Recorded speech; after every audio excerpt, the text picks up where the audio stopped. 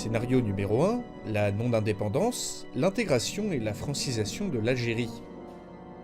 Alors le seul moyen pour la France de garder l'Algérie tout entière sur le long terme aurait été à mon avis de donner la nationalité et tous les droits de la citoyenneté française aux 9 millions d'Algériens, et d'intégrer définitivement le pays au territoire français, menant à une francisation de l'Algérie, et comme le veut la formule du général de Gaulle, à la création d'un seul État de Dunkerque à Tamanrasset.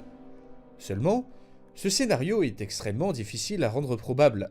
Avant l'arrivée de Gaulle au pouvoir, les faiblesses structurelles de la 4ème République empêchaient toute réforme d'ampleur à ce sujet.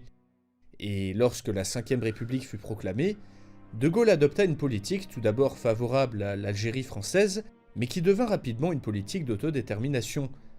Malgré ses discours, où le général proclame son attachement à l'Algérie française, celui-ci avait une position différente en privé, comme l'attestent de nombreuses citations.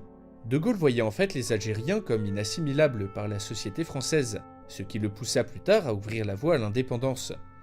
Donc à moins de changer l'histoire pour intégrer totalement l'Algérie à la France des décennies, voire un siècle avant la guerre, je ne vois vraiment pas comment la France aurait pu garder ce territoire dans les conditions de l'époque.